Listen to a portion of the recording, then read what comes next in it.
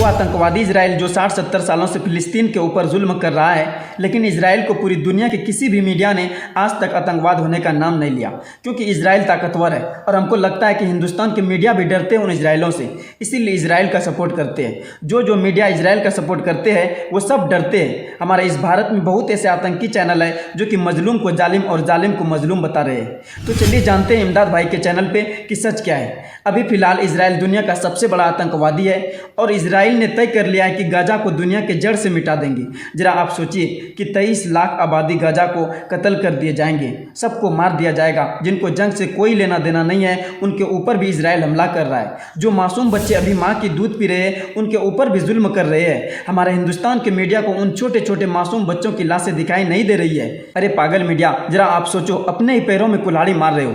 यहूदियों ने यह नहीं कहा कि सिर्फ मुसलमानों को ही मारेंगे, बल्कि यहूदियों ने यह कहा कि यहूदी को छोड़कर सबका कत्ल कर देंगे, हिंदू मुस्लिम सिख ईसाई सबको मार देंगे। और आप लोग इजराइल को ही सपोर्ट करते हो। अरे झूठी मीडिया, जरा आप गांधी जी को याद करो, पढ़ो, जरा आप भीमराव अंबेडकर को याद करो। वो हिंदू मुस्लिम आज तक कभी नहीं सोचा, वो बोला सब भाई है, सब भाई है। और आज आप क्या कर रहे हो? अरे ना समझ मीडिया, न्याय और अन्याय का पालन करो, उनको समझो कि क्या सही है और क्या गलत। झूठी झूठी खबर देकर अपने ऊपर गुनाह क्यों कर रहे हो?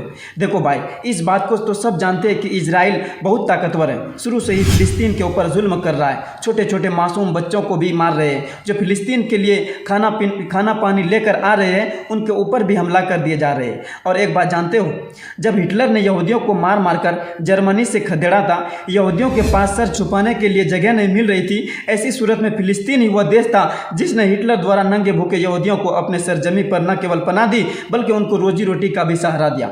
1947 में यहूदियों से भरा जहाज जिस पर लिखा था, फिलिस्तीन मुसलमानों तुम ही हमारी आखिरी उम्मीद हो, पनाह दो। हिटलर जब यहूदियों को मार रहा था तब कुछ को जिंदा छोड़ दिया जा रहा था और उन्हें कहा था कि मैं अगर चाहूँ तो सारे यहूदियों को ख़त्म कर सकता हूँ, लेकिन मैं कुछ को जिंदा छोड़ूंगा ताकि दुनिया देखे कि मैं इनको क्यों मारा।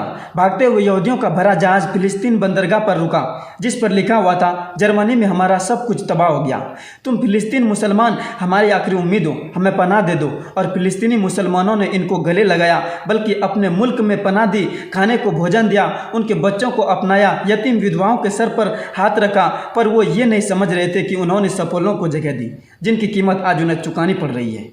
और एक बात मैं आपको बता दूं कि हमास ने पूरी दुनिया से अपील की है कि मेरे लिए अल्लाह से दुआ करना। इतनी बड़ी ताकतवर इजराइलों से जंग लड़ रहे हैं। अल्लाह हमारे फिलिस्तीनी भाई बहनों, छोटे छोटे मासूम बच्चों को हिफाजत फरमाए।